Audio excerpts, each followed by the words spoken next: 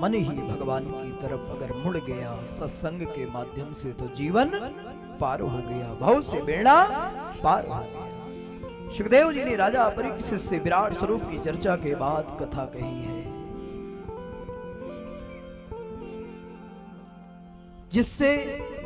जिस भगवान से सारी जगत की सत्ता थी, विश्व की उत्पत्ति, पालन और संहार हुआ। एक बात बताऊं, सृष्टि के पहले भी भगवान थे, सृष्टि के मध्य में भी भगवान है, और सृष्टि का लय होने के बाद भी भगवान शेष बचते हैं। भगवान का लय नहीं होता और संपूर्ण सृष्टि का प्रलय हो जाता है। पहले यहां कुछ भी नहीं था, कुछ भी नहीं था, जल ही जल था। मानो सबसे पहले भगवान ने अपने रहने के लिए अगर रचना किया है तो जल का निर्माण किया है। किसका? जल का। जल ही जल था और उस जल में रहने के कारण भगवान का एक नाम पड़ गया नारायण। नार माने जल, आयन माने शयन, जिसका जल में शयन है, ऐसे नारायण।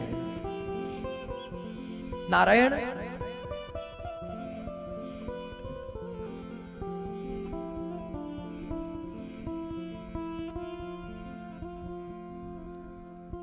जल में शयन में होने के कारण भगवान का नाम नारायण पड़ा। नारायण के नाम ही, नारायण ने जब एक से अनेक होने की भावना जगी भगवान में, तो नारायण के नाम ही कमल से ब्रह्मा जी प्रकट हो गए। ब्रह्मा जी के 4 मुख हैं, 4 मुख। कितने मुख हैं? 4 मुख। अगर ब्रह्मा जी को कहा जाए कि आप उत्तराभिमुख देखिए, पूरब से उत्तराभिमुख, तो उनको सिर घुमाने की आवश्यकता नहीं है। अलग अलग दिशाओं में अलग अलग मुख हैं। नारायण के नाभि कमल से जब ब्रह्मा जी आए तो ब्रह्मा जी उसी नाल तंतु में कभी ऊपर आए और कभी नीचे जाएं, लेकिन ब्रह्मा जी ये पता करने लगे कि आखिर मैं आया कहां से। जब ब्रह्मा जी ने कह दिया कि मैं आया कहां से, तो आकाशवाणी हुई, तप तप तप। ब्रह्मा जी ने तप किया है। 16वां अक्षर है तप और 21वां अक्षर है पा। ता अक्षर जो है 16वां, अपा अक्षर 21वां, जिसको बोलते हैं स्पर्शाक्षर। यह स्पर्श व्यंजन वर्ण सुनाई दिया तप, तो ब्रह्मा जी ने तप किया। और जब तप किया 10,000 वर्ष तक तप करने के बाद भगवान नारायण प्रकट हुए और दर्शन दिया। नारायण से ब्रह्मा जी ने कहा मुझे सृष्टि करने के लिए कुछ बताइए। तो उन्हीं नारायण ने ब्रह्मा को 4 श्लोक दिया है, जिसको हम सब कहते हैं चतुश्लोकी भागवत। 4 श्लोक, जिस 4 श्लोक को वेद व्यास जी ने 18,335 अध्याय, 12 स्कंद आदि बनाया। उन्हीं 4 श्लोक में जो 18,000 जो सुखदेव और राजा परीक्षित का संवाद हुआ, 4 श्लोक सुन लेने से भागवत का ज्ञान हो जाता है, भागवत का दर्शन होने लग जाता है, भागवत का फल प्राप्त होने लगता है। 4 श्लोक जो सुन लेता है। अब बताओ, 4 श्लोक से 18,000 श्लोक बने हैं। जिस आप कथा को सुन रहे हो, यह कथा श्रीमद् भागवत कथा है। और 4 श्लोक, आहा, आप सब लोग श्रवण करें।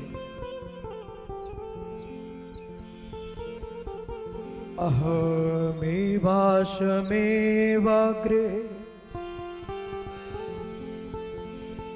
नान्यद् यत्सदसत्परम् पश्चादहं यदे तच्च यो वसिष्येत सोऽस्म्यहम् ऋतेऽर्थं यत् प्रतीयेत न प्रतीयेत चात्मनि तद विद्यादात्मनो मया यथा भासो यथा तमः यथा महान्ति भूतानि भूतेषु चावचेष्वनु प्रविष्टान्यप्रविष्टानि तथा ते सुनते स्वहम्। आप सब लोग हाथ जोड़िए, चतुश्लोकी भागवत सुना रहे हैं आपको, हाथ जोड़ के सुना जाता है। एतावदेव जिज्ञास्यम् तत्त्वजिज्ञासुनात्मना अन्वयाप्यतिरेकाभ्याम् यत्स्यात् सर्वत्र सर्वदा। मानो भगवान विराट स्वरूप नारायण ने चतुश्लोकी भागवत ब्रह्मा को दिया और इस चतुश्लोकी भागवत में बहुत बड़ा भरा हुआ ज्ञान है। इसकी व्याख्या साधारण नहीं है। जब 18,000 श्लोक इसकी व्याख्या हो गई तो आप समझ सकते हैं, लेकिन फिर भी मैं सूक्ष्म में बताना चाहता हूं। मानो इस चतुश्लोकी भागवत में उपदेश है कि आदि में मैं था, मध्य में भी मैं था और अंत में भी मैं ही हूं।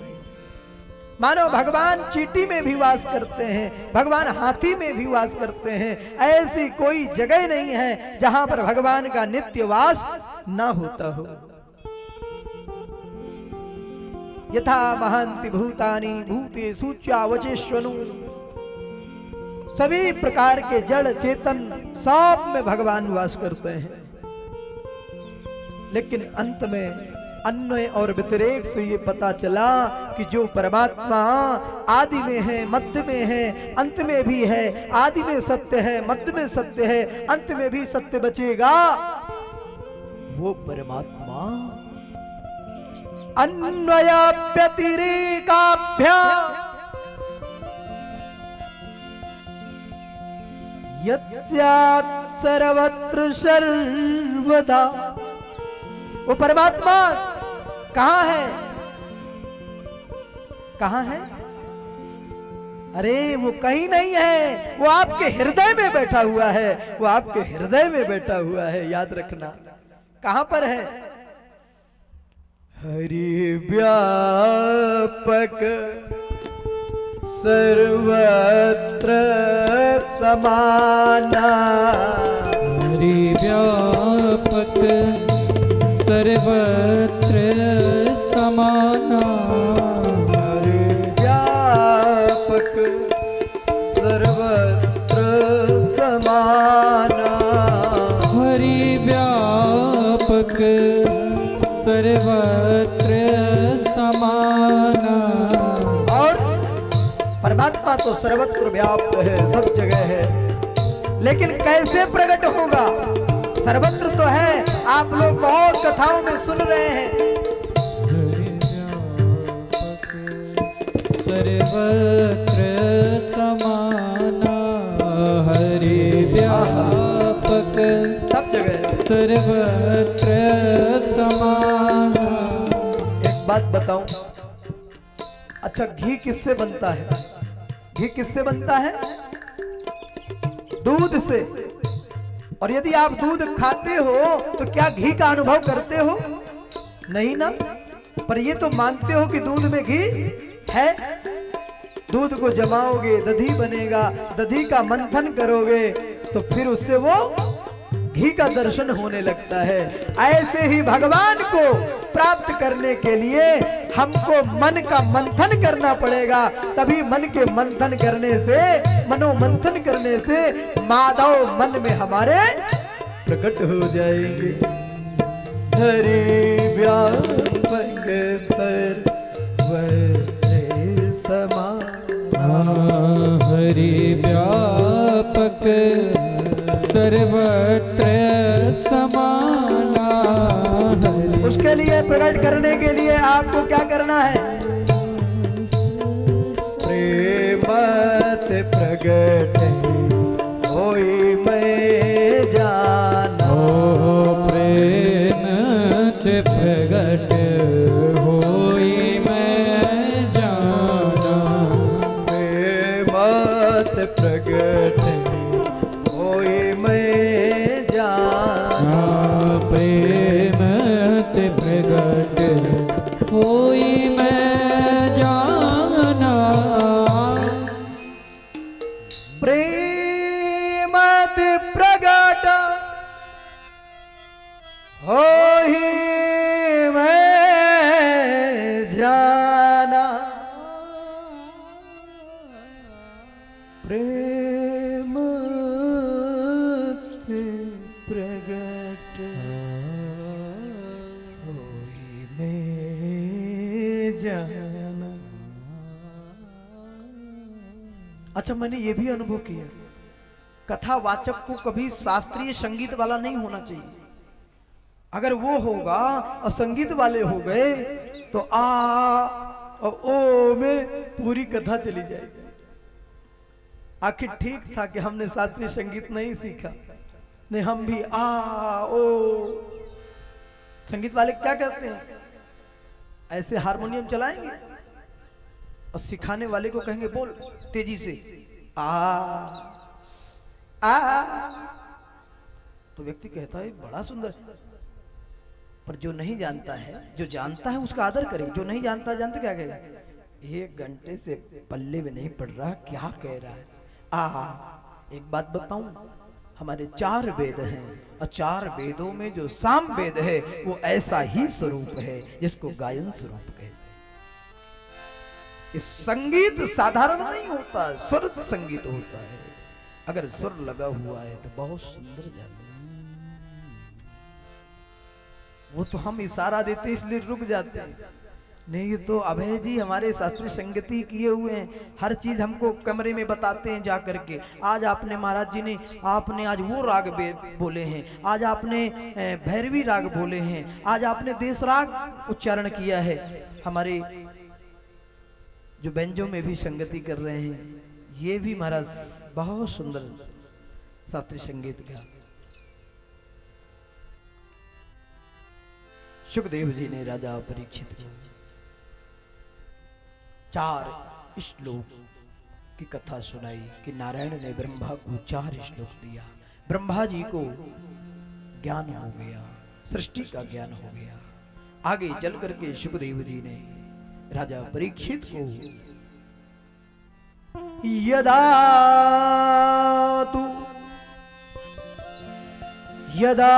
तु राजा स्वसुदान साधु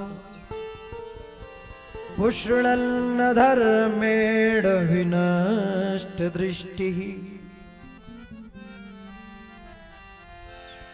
विदुर चरित्र को सुनाया। मानो राजा परीक्षित से सुखदेव जी कह रहे हैं,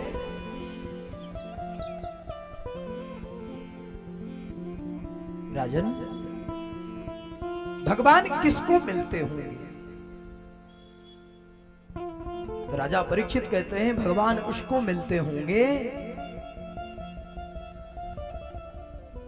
जो सुबह 4 बजे से उठ के स्नान करता होगा, उसको भगवान मिलते होंगे। सुखदेव जी ने कहा सुनो राजन, ना कोल भीलों ने महीनों महीनों स्नान नहीं करते थे, फिर भी उनको हमारे रघुवर जी आकर के और उन्हें गले से लगाया, गले से लगाया। एक बात बताऊं, कभी कभी जहां ताली नहीं बजनी होती वहां भी आप लोग ताली बजाती हो। जब ताली बजने लायक हुआ करे तो अगर ताली बजाते हैं तो सब बजाएं, ताली नहीं बजा रहे हैं तो शांति से कथा सुने। हम बहुत ताली की प्रासंगिक नहीं है कि आप ताली से हमको प्रसन्न करो। आप कथा सुनिए, कथा में मन लगाइए, और जहां कोई ताली की विशेष प्रशंसा आती है वहां पर आप ताली बजाओ। सुखदेव जी ने राजा परीक्षित से कहा कि भगवान राम ने जो 1-2 महीने तक स्नान नहीं करते थे, उन कोल भील की रात को गले लगाया। तो राजा परीक्षित ने कहा तो भगवान उसे मिलते होंगे, भगवान उम्र देखते होंगे, 55 साल वाले को 70 साल वाले को मिलते होंगे। तब सुखदेव जी ने कहा भगवान उम्र भी नहीं देखते। ध्रुव ने 5 साल की अवस्था में भगवान का दर्शन कर लिया था। तो भगवान जरूर शिक्षा देखते होंगे, शिक्षा वाले को मिलते होंगे। सुखदेव जी ने कहा गजेंद्र और ग्राह के पास कौन सी शिक्षा थी, लेकिन फिर भी भगवान नारायण ग्राह के सहित गजेंद्र को निकाल लिया और अपना परम धाम प्राप्त कराया। तो भी भगवान उसको मिलते होंगे जो जाति में ऊंचे वर्ण का होगा, ब्राह्मण को मिलते होंगे। तो सुखदेव जी ने कहा सुनो राजन, भगवान जाति भी नहीं देखते हैं। का जाति विदुरस्य यादव पते दासी पुत्र, आहा दासी पुत्र विदुर जी के यहाँ भगवान घर पहुंच करके केले के छिलकों को खाया है। भगवान जाति नहीं देखते। जाति संसार में हम लोगों की भेद दृष्टि में, अज्ञान दृष्टि में हम लोग जाति का बंटवारा करके अपने आपस में बट चुके हैं। मानो ये कथा बता रही है कि हम सबके अंदर परमात्मा बैठे हैं, हम सबके हृदय में भगवान बैठे हैं, इसलिए हमारी कोई जाति नहीं है। हम सब जो है भगवान के हैं और भगवान हमारे हैं। आज हम सबको आज संगठित होना चाहिए।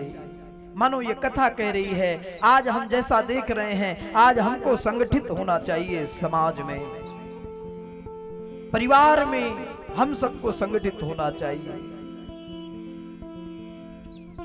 जितना हम संगठित होंगे उतने ही हम सब मजबूत होंगे। मानो भगवान जाति नहीं देखते। राजन विदुर चरित्र को सुनाया। एक बार धृतराष्ट्र जी के सामने विदुर जी महामंत्री, दासी पुत्र महामंत्री को प्राप्त थे। विदुर जी ने दुर्योधन के विपरीत बात को धृतराष्ट्र से कही कि अभी भी कौरवों के द्वारा लाक्षागृह में जलाने का जो षड्यंत्र किया जा रहा है, पांडवों को उसको बचाओ। और बस विदुर जी धृतराष्ट्र से कहने लगे पांडवों को लाक्षागृह से जलने से बचाओ। आपके यहां आपका जो साला है शकुनी, वो आपकी बुद्धि को विकृति कर दिया है। आपका जो दुर्योधन कलंक पैदा हुआ है, ये आपके परिवार को विनाश के कगार में ले जाएगा। आप जरा समझाइए। कहते हैं कि एक प्रांत की रक्षा होने पर अगर एक गांव अगर नष्ट कर दो और प्रांत पूरा सुरक्षित हो जाए तो उस गांव को नष्ट कर देने में दोष नहीं लगता। एक परिवार में अगर एक व्यक्ति को खत्म करने पर पूरा परिवार सुरक्षित हो रहा हो तो उसको खत्म कर देने में कोई दोष नहीं लगता है। मानो विदुर जी ये बात समझा रहे थे धृतराष्ट्र जी को, अभी भी समय है, समझा लो। आपके परिवार में ये दुर्योधन जो कलंक पैदा हुआ है, ये आपके परिवार को विनाश के कगार में ले जाएगा। और बस दुर्योधन आया और आवाज सुन लिया कि मेरे ही विपरीत ये विदुर मेरे पिता को भड़काता है, धृतराष्ट्र को।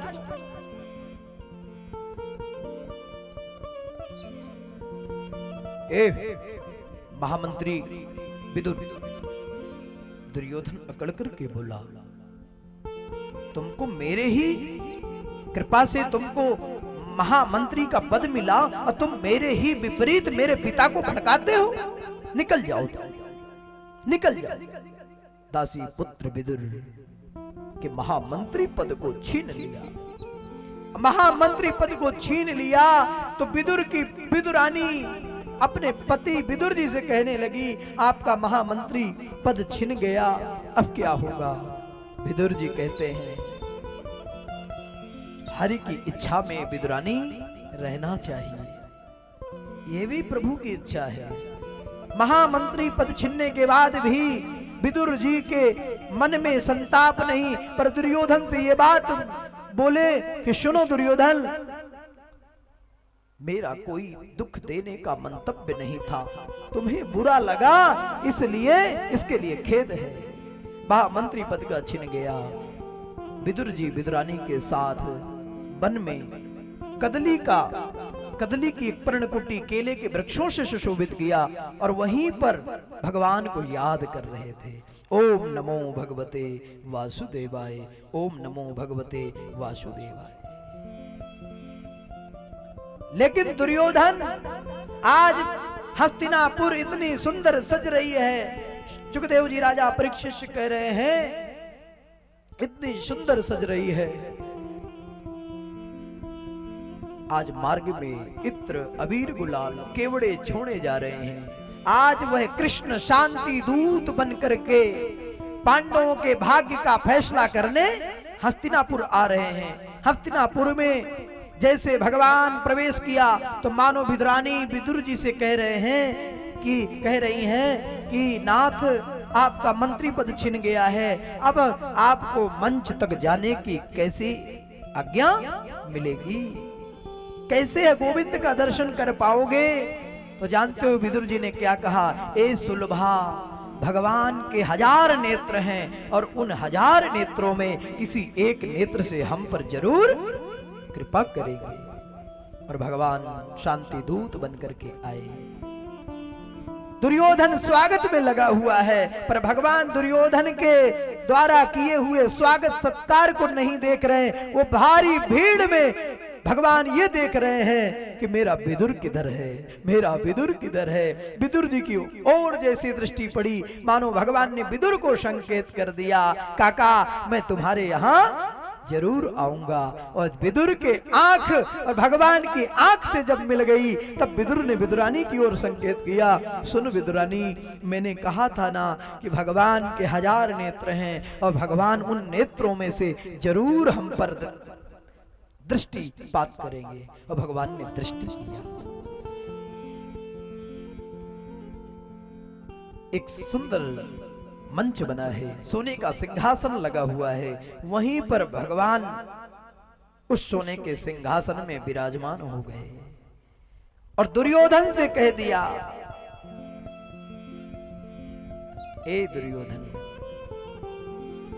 दुर्योधन, मैंने तुम्हें कभी दुर्योधन नहीं कहा, मैंने तुमको सुयोधन कहा है। सुनो, आज भगवान पांडवों के भाग्य का फैसला देखने के लिए आए, लेकिन भगवान ने आज जानते हो क्या कहा? भगवान ने कहा, सुनो दुर्योधन, मैंने तुम्हें दुर्योधन नहीं कहा, तुम्हें मैंने सुयोधन कहा है। और तुम एक बात बताओ, तुम्हारे पांडव भाई हैं? दुर्योधन ने कहा हाँ। बोले खास काका के बेटे हैं? बोले हाँ। तो बोले आधे राज्य के अधिकारी हैं? बोले बिल्कुल नहीं। बदल गया, दुर्योधन बदल गया। मेरे भाई हैं, मेरे काका के बेटे हैं, लेकिन आधे राज्य के अधिकारी नहीं है। कपट मैत्री पूर्ण व्यवहार किया। भगवान ने दुर्योधन से कहा, सुन दुर्योधन, अभी भी समय है, तुम पांडवों को आधा राज्य न दे करके तुम पांडवों को 5 गांव दे दो। कितना? 5 गांव। मैं उन 5 गांवों से ही उनको संतुष्ट कर दूंगा। 5 गांवों से संतुष्ट कर। भगवान ने जैसे कहा तो जानते हो क्या कहा? दुर्योधन ने अकड़ करके कहा, शूचक्रीनैव दास्यामि बिना युद्धेन केशव। एक केशव, मैं बिना युद्ध के सुई की नोक की बराबर मैंने भूमि नहीं दूंगा। और जैसे ये बात कही तो कृष्ण ने कहा दुर्योधन से, सुनो दुर्योधन, सुनो,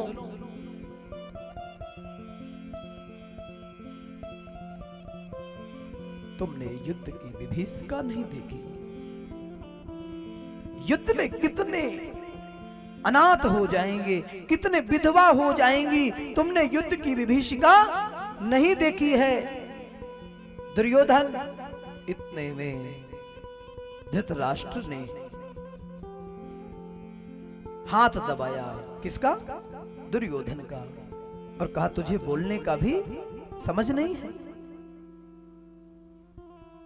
और जैसे धृतराष्ट्र ने दुर्योधन के हाथ को दबाया तो वो दुर्योधन तत्काल अपनी वाणी को बदल दिया और कहा, कृष्ण, ए गोविंद, सुनो तो, ये राजपाट की चर्चा बाद में हो जाएगी। पहले मेरी माता गांधारी ने 56 प्रकार के पकवान बनाए हैं, उन 56 को पहले चलो खा लो, इसके बाद राजपाट की चर्चा हो जाएगी।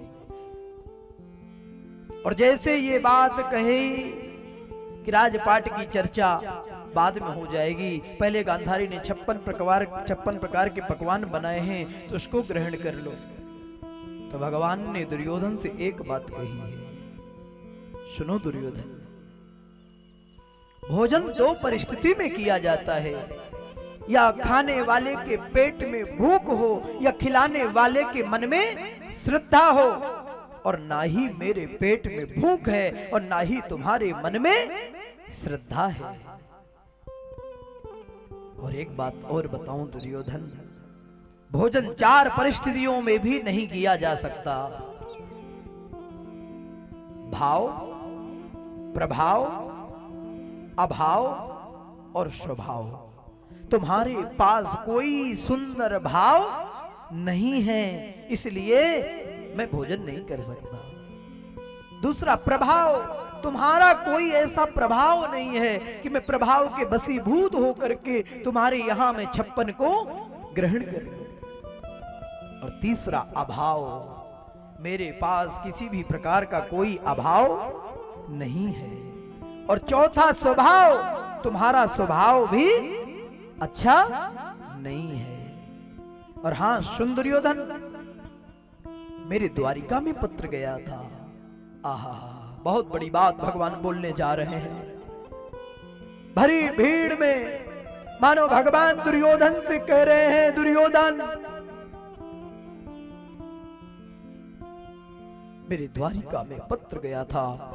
जब हस्तिनापुर आना तो विदुर जी ने कहा था कि जब हस्तिनापुर आना तो पहला भोजन मेरे यहां करना। और जैसे ये बात कही दुर्योधन हंस पड़ा। विदुर जी सटपटा गए कि हे भगवान, मैंने निमंत्रण कब दिया और ये कह रहे हैं निमंत्रण है। ए विदुरानी, देख बड़ी सभा में ठाकुर हमारे नाम को ले रहा है। विदुरानी, तुम जाओ, मेरा माधव आएगा। मेरा माधव हजारों भक्तों की भीड़ में, हजारों लोगों की भीड़ में आज हमारा नाम लिया है। महामंत्री का पद छिन गया, फिर भी भगवान की कृपा का पद हमसे नहीं छीना है। जाओ विदुरानी, तुम घर जाओ और पर्णकुटी में जाओ। मैं बाजार जाऊंगा, कुछ में कुछ कृष्ण के लिए माखन मिश्री के गोले लड्डू लेकर के मैं आता हूं। और जैसे दुर्योधन हंस पड़ा, उस विदुर जिसके पास स्वयं खाने को नहीं है वो तुम्हें क्या खिलाएगा।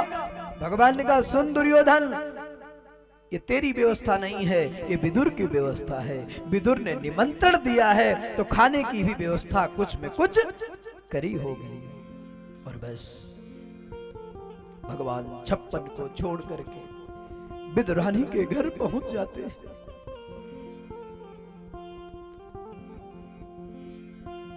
विदुरानी के द्वार पर पहुंच करके भगवान दरवाजे की सकरी को खटखटाते हैं। विचार करो, भगवान दरवाजे की सकरी को खटखटा करके कहते हैं काका मुझे भूख लगी है, काका मुझे भूख लगी है, काकी मुझे भूख लगी है। और यह वास्तव में भगवान विदुर के द्वार पर पहुंच गए। उस कृष्ण की आवाज को सुन करके विदुरानी स्नान कर रही थी। जिस अवस्था में वो विदुरानी थी उसी अवस्था में कृष्ण की आवाज सुन करके दौड़ पड़ी, दरवाजा खोला, आओ मेरे कृष्ण, आओ कृष्ण।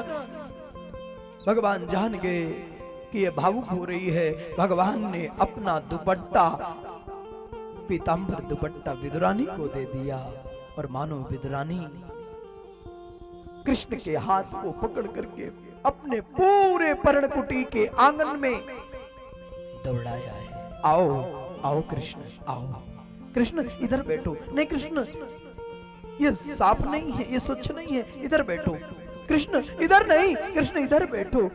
आज विदुरानी बाहुरी पड़ गई। चारों तरफ आंगन में घुमाया, घुमाते घुमाते एक उल्टे पटले पर एक कोने में कृष्ण को बिठा दिया।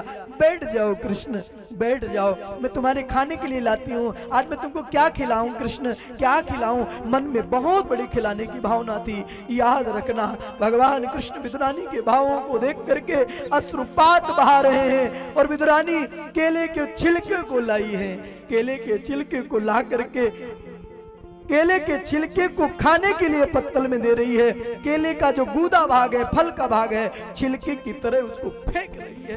भगवान पा रहे हैं। बड़े चाव से, बड़े भाव से, बड़ी श्रद्धा से उस केले के छिलके को कम से कम 10-11 छिलके पा गए। और लाओ काकी, और लाओ। 14-15 छिलके को भगवान बैठ करके पा गए। कहा विदुरानी आज तुम्हारे केले के छिलकों में बहुत स्वाद है, बहुत केले ये जो मैं खा रहा हूँ इसमें बहुत स्वाद है, और खिलाओ। 4-5 छिलका और विदुरानी ने खिलाया। इतने में विदुर काका का आगमन होता है।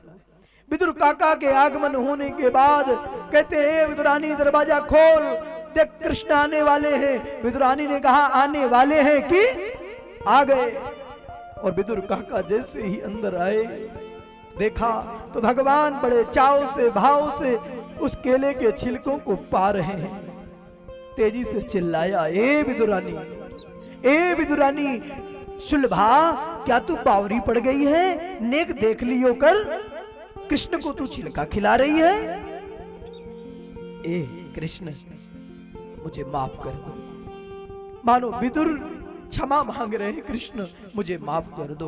एक तो बहुत दिनों बाद आपका आगमन हुआ और आप आए भी हैं तो ये विदुरानी मेरी बावरी पड़ करके केले के छिलकों को खिला रही है और आप बड़े भाव से पा रहे हो।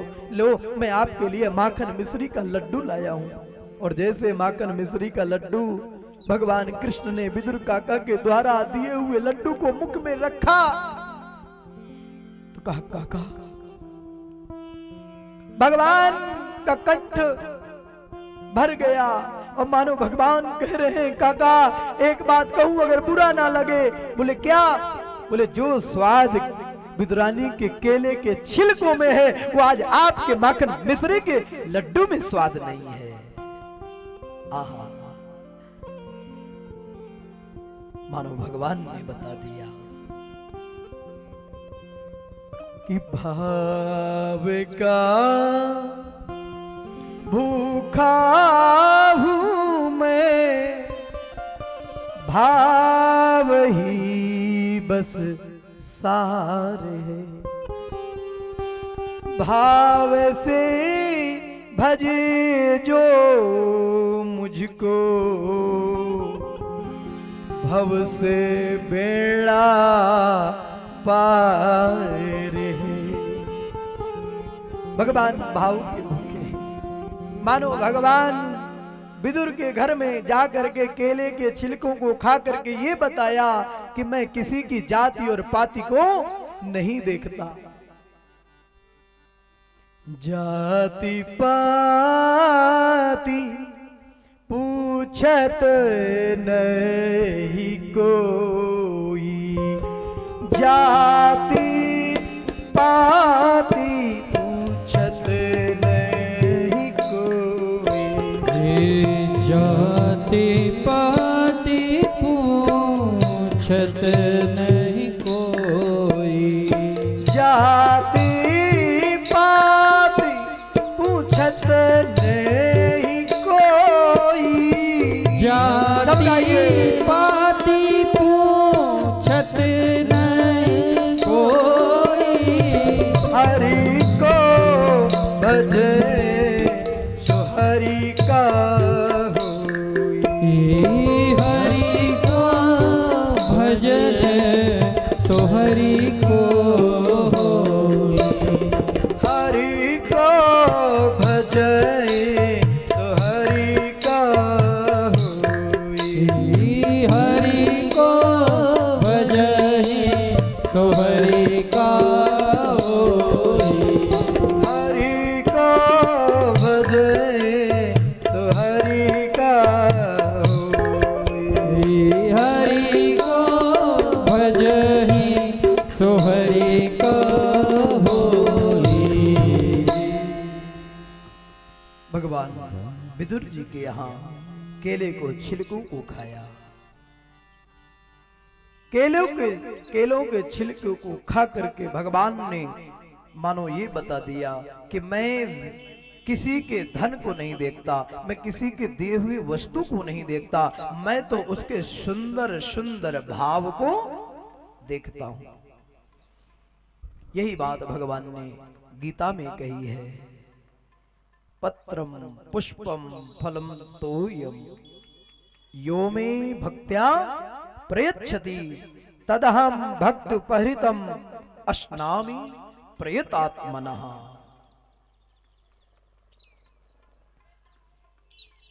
पत्र, द्रौपदी के पत्र को भगवान ने स्वीकार किया। पुष्पम, गजेंद्र के द्वारा दिए हुए कमल पुष्प को प्रीति पूर्वक स्वीकार किया। फलम, शबरी के द्वारा दिए हुए बेर फल को भगवान ने स्वीकार किया। तोयम, जल, राजा रंती देव के जल को भगवान ने प्रीति पूर्वक स्वीकार किया। मानो भगवान भाव पुष्प को ग्रहण करते हैं, सुमन को ग्रहण करते हैं, सुंदर आपके मन को भगवान देखते हैं।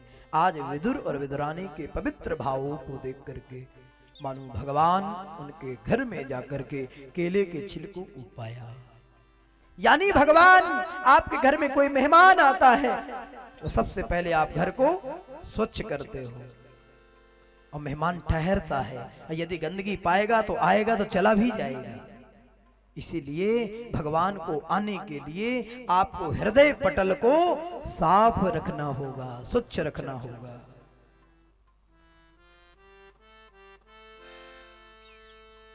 तूने आंगन नहीं,